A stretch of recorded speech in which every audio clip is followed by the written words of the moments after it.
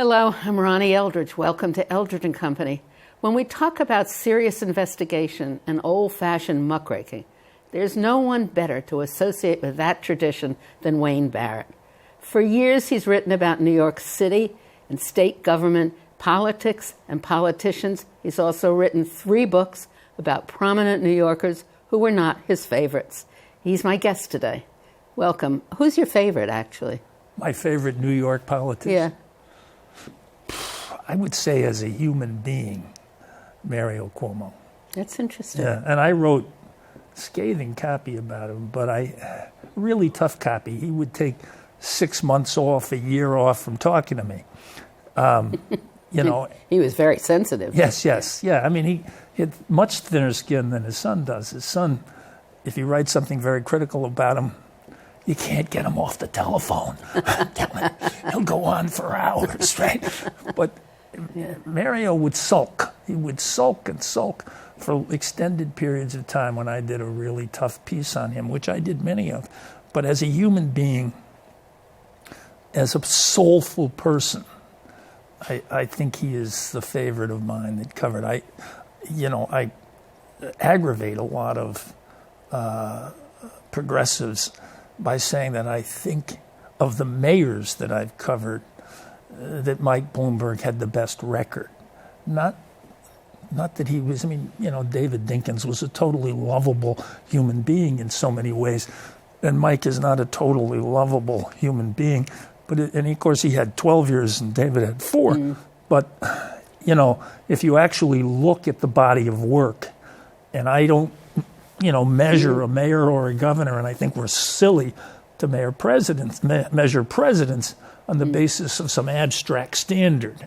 You measure them against their competition. You measure them against the people who have held that position in your lifetime. And in my lifetime in New York, I think Mike Bloomberg, mostly in his first term, mostly in those first 4 years, with the largest property tax increase in the history of the city, with an income tax increase, with making the decision that after 9/11, when the city was on the balls of its behind, he was not going to balance the budget on services. He was not going to repeat the problems of the 70s that were aggravated by the austerity measures that were taken. And he did cut some services, but it was a very reasonable balance. And if Mark Green had been mayor, it would have been much more difficult to do, much more difficult to do. This was a Nixon to China moment where you had a businessman with all these credentials who could do the things that he did in that first term that I found so But he was remarkable. so different from Cuomo. Yeah. I mean, Cuomo had the soul, right? Yeah. And the religious, that whole training and the respect for the law. So he had a great intellect, but he didn't make those decisive decisions. No. That the other one made. It's interesting. Yeah. So what do you think about Albany and all these guys up there, people up there? Does it make you cynical, incidentally, when you write about these people? No. Why? What do you expect of a politician? Well, I've known some really good ones in my life, you included. Oh. Ruth Messenger, Yeah. So many. I've known Major Owens, who I was very close to, a congressman and a state senator, And so I've known people who elevate public life, and who are dedicated to public service and aren't looking for a quick buck and aren't looking on every issue to further their own interests. But unfortunately, there are so many who operate that way. Now, the culture of Albany, it's, I always say that the most diabolical person in American politics, and I have no idea who this would be, but whoever decided to locate state capitals far away from population centers, and it's so many states that have done that, so that you have, when I wrote about it 20 years ago, 30 years ago, the Bear Mountain Compact, and it was a very prominent, still in the assembly, by the way, Assemblyman Denny Farrell, who used to be the leader of the Manhattan Democratic Party, and he was giving me a ride up to Albany one time, and he explained the Bear Mountain Compact to me, which is once you cross Bear Mountain, once you cross that boundary, nothing you see up there goes back. And he wasn't talking about politics. He was talking about we play with this one, we do this, But there is a kind of cocoon effect up there, where, the Daily News did a story last week where Dean Skelos is still keeping his car, right? I mean, he's forced from the leadership, but the ordinary assemblyman or senator doesn't get a car. I think there are only 8 cars for the entire state senate. Right. But Dean Skelos still has one under indictment read that indictment. And it is chilling to say what the United States government is accusing this man of. Are they stupid? Or is it just, do you think it's a game with them? I mean, it's a little bit of ego to run for public office. It's the way they think it operates. I just have never. That's like Shelley Silver's defense essentially is that. Well, I did all these things, but everybody does them. That's the way it is. Right. This is all politics. Right. This is all the norm. That's their their definition of politics. Right. So it's to a certain degree. To a certain degree, he believes that. Yeah. Right. I mean, to a certain degree, he thinks, look, Joe Bruno. Right. Was his rationale, and remember, he was convicted the first time. The conviction was overturned. He was retried, and he was acquitted. But the facts of the case are undisputed, right. Which is that he said, hey, well, look, Shelley's making all this money. I'm the Republican leader of the Senate. I'm just not a lawyer, but I can set up a consulting firm and do the same thing Shelley's doing. So they sit there and they look at each other. You know how galling it must be to be lobbied every day by people who are making more money than you are? Mm-hmm. People who are making 2, 3, 5, 10 times as much money for having the same conversation with you. You're the guy who gets elected. You're the guy who has power. And the guy who's there to lobby you is making several times what you're making every year. And so you sit there and say, well, how do I get in on this game? So then they come up with one end run or another end run. And, it's such a reinforcing culture of, we're just the guys up there. We're just running our little shtick up there. It's very interesting because I just had the thought, I don't remember ever being lobbied, well, Trump maybe, that kind of stuff, by a private business person. The only people who lobbied me were advocates who were working for nonprofits. I think because I guess just had the reputation or something, you're not going to play, I guess, right? And then you're considered naive. So then you're excluded from a lot of the decisions that go into leading the body. It's a very interesting, the system is not conducive to independent individuals. Yes. Well, there was a story a few days ago that Tom Libbis, the state senator from Binghamton, who was the deputy majority leader, but the real power, really more powerful than Skelos was in the state Senate, that he was lobbied 1,000 times a session. 1,000 different lobbyists a session. Where does he find the time? And of course, he's the guy who gets convicted on a perjury count of lying about the fact that he got a lobbyist to pay part of the salary of his son working in a law firm. So the relationships, look, since your day in election in politics, and even, it's just astonishing the power of lobbyists now. They are the single largest force in Albany, and they can network their way to heaven. And that's the cost of elections and all of that stuff, right? They've replaced the party bosses, because when I first started in politics, it was DeSapio.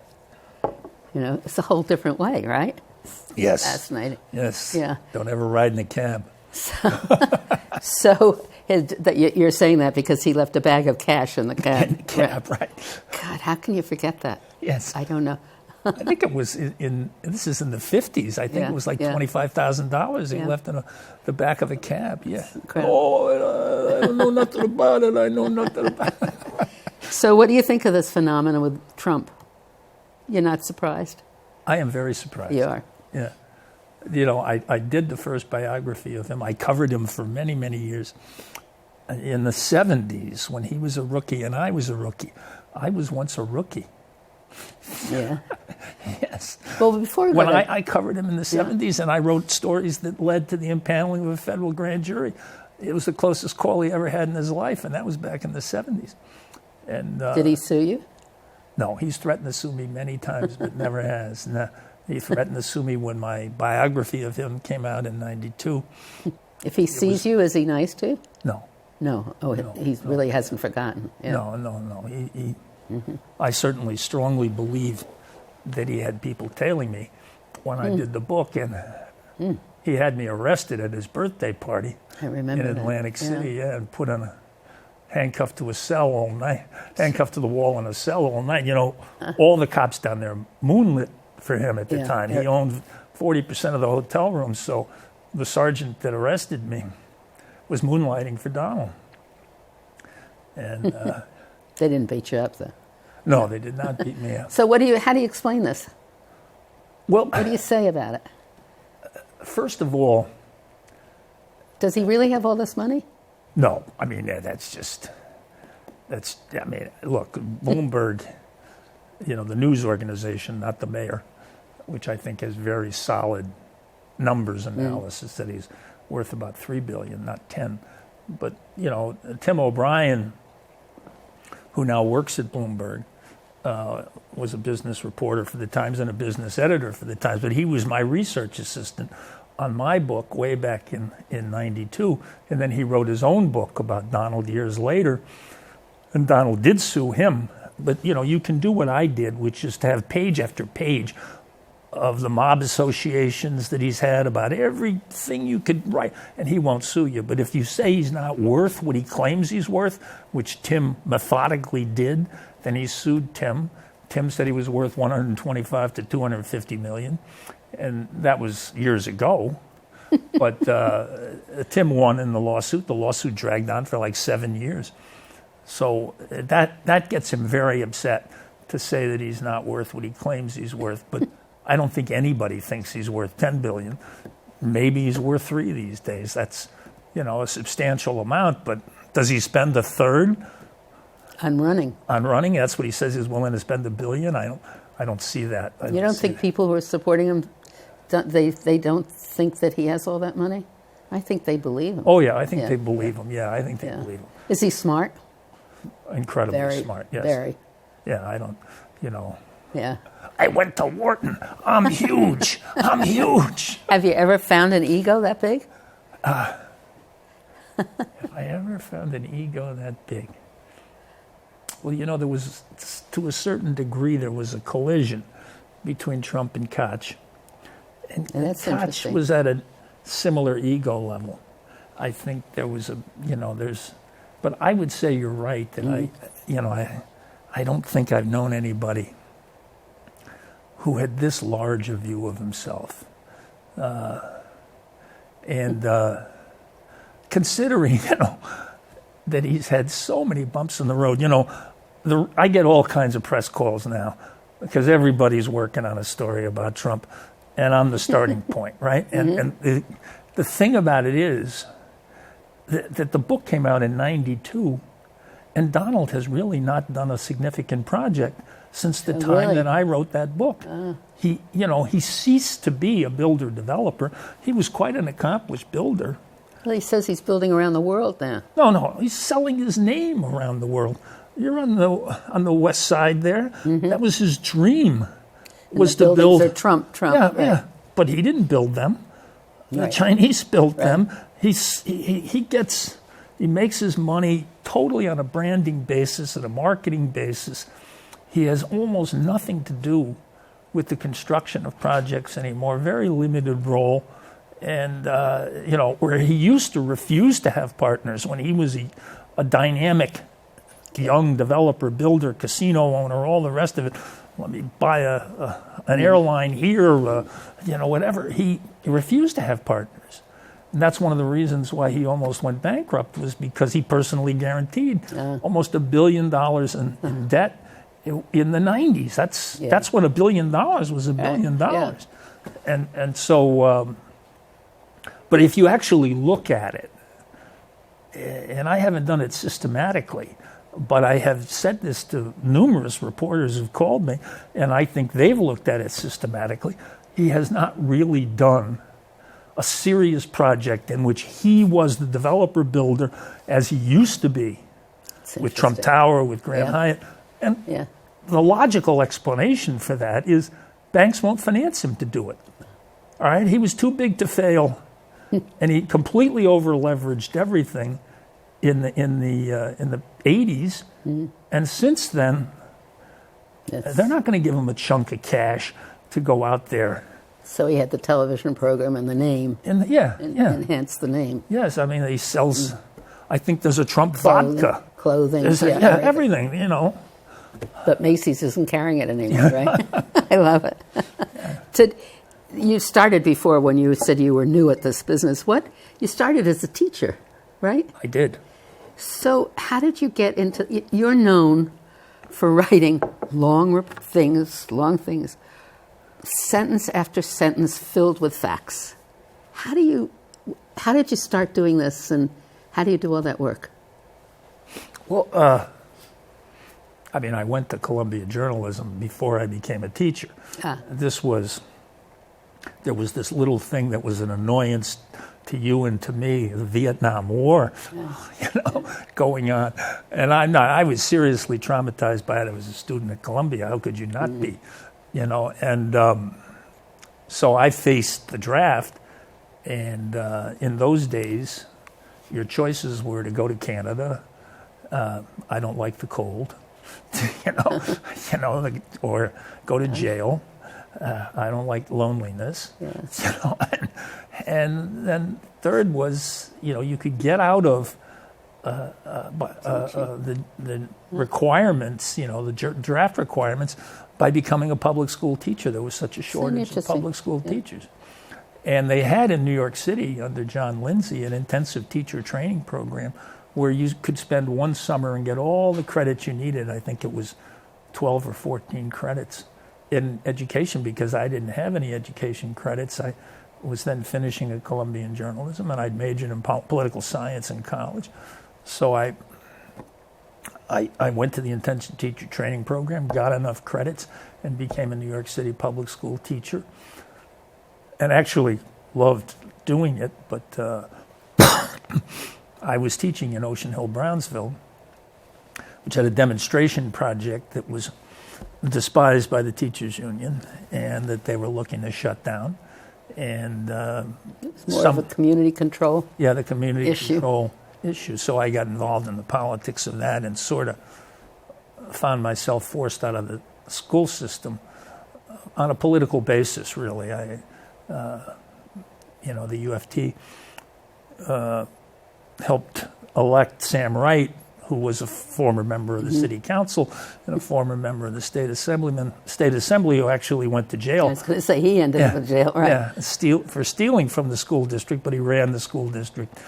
And he basically forced me out as a teacher, because I think I would have taught a number of years after that, but I did teach into my third year before they forced me out. Yeah. So then we can go two ways. I want to talk about education, but I also want to know, how did you become this investigative reporter?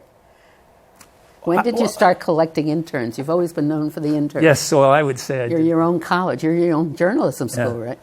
Yeah. You're better education than the journalism schools? Well, a lot of my interns would say that, and they were, either students at the time that they were my interns or after, and I had many. I've had hundreds of interns, and many of them would say to me, this is better than any of the classes I'm taking. And I would say, well, it's not because I'm great at this. It's because you're working on real stories that appear. Your name is going to appear in those stories. You're doing real reporting. It's not an academic exercise. And so I had an unfair advantage over the classroom teacher, because this was a real product.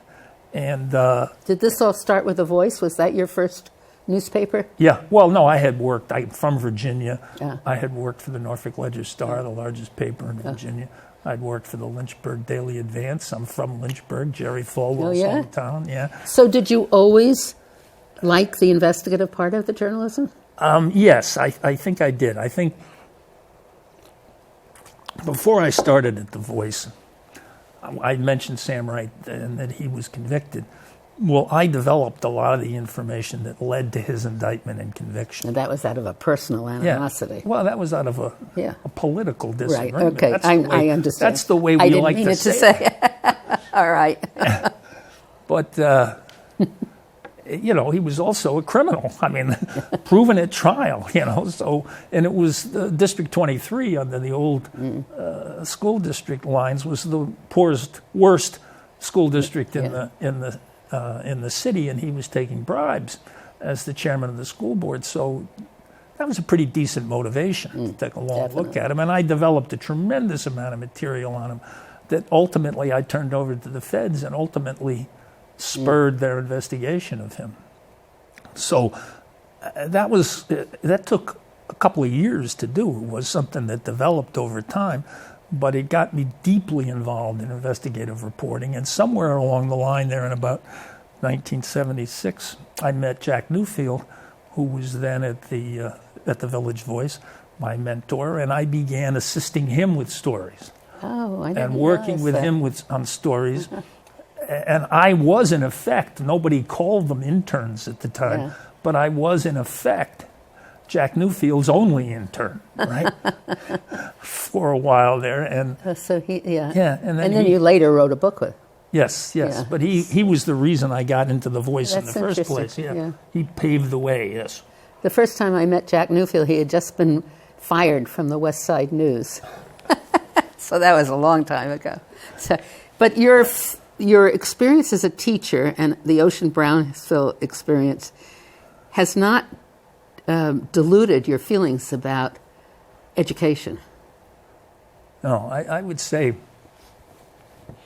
as a journalist, and you know this very well from your own husband, you move from story to story, and you write about a variety of things that you, at some levels, at some points, I have a very superficial knowledge of. I feel like my knowledge about New York public education is experiential more than it is journalistic, and that it is deeply rooted in how I view the school system. It's not just a story to me. It's not even a series to me. And not that I mean, the story is very important to all of us who are in this business. But, I think I look at it through a different lens, and I think I understand it through a different lens. And it's one of the reasons, for example, that I'm so disappointed in Bill de Blasio, who in many ways is a very good mayor. I'd have to be given a solid reason not to vote for him if he runs again. But the closest that comes to a reason is he has no education policy that I can perceive other than bring us back to the 50s. He doesn't believe in any education reform ideas that I can see other than spending more money on public education. I don't hear anything innovative coming out of them. They have this program for 94 troubled schools, I think at some point it closed down a failing school. He doesn't think so. He made a pledge to the UFT on the steps of City Hall when he was a candidate that he would not close down any failing schools. And so I'm when I look at this kind of situation and the way in which he's dealing with public education, I feel very strongly about how wrong-headed it is, how really quid pro quo it is in terms of his relationship with the union. And so I find that very troubling. And you don't share his distaste for charter schools. No, I think the record in New York City is quite clear. And I don't pretend to know the record nationally. Mm-hmm. I think the record in New York City is quite clear that this has been something positive. I consider school choice trying to give parents a greater role in the selection of the schools that their children will go to. I consider it an extension of the community control movement that I was part of in the 60s. And so I certainly think that the mayor should be working to extend the charter movement rather than working to contain it, and maybe even worse in his second term.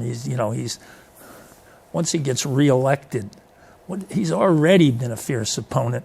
What's he going to use the power of the mayor to do in fighting these education reforms, some of which I certainly believe. This is what the community control movement was about, teacher evaluation. It was about trying to make educators a little more accountable to community.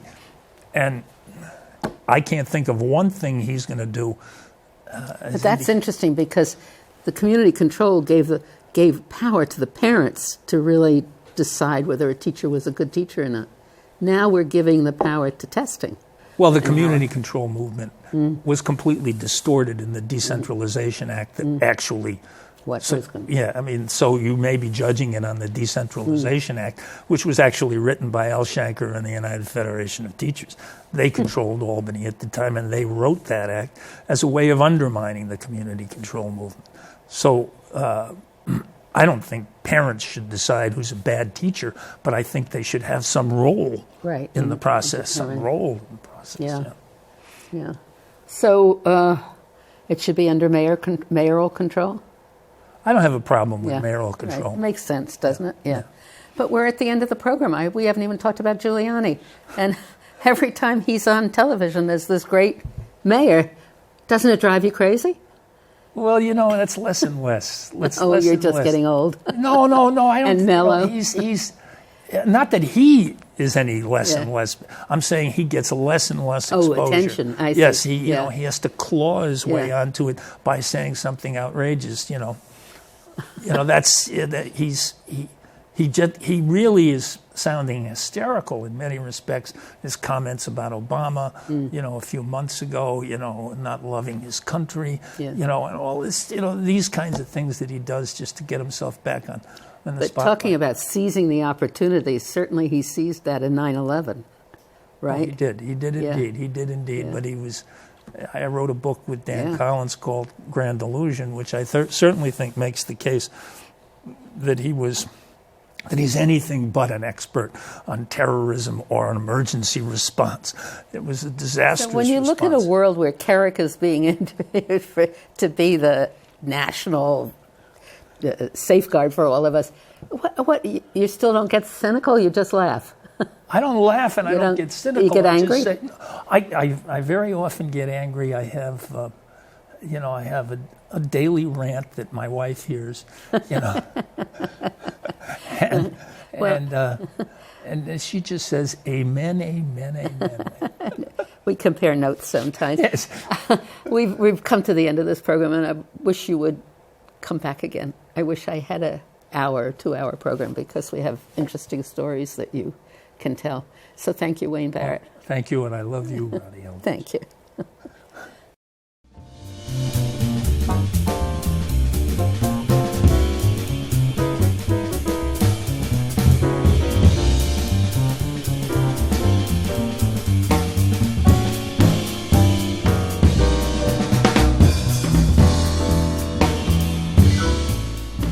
If there are any people you'd like to hear or topics you'd like us to explore, please let us know.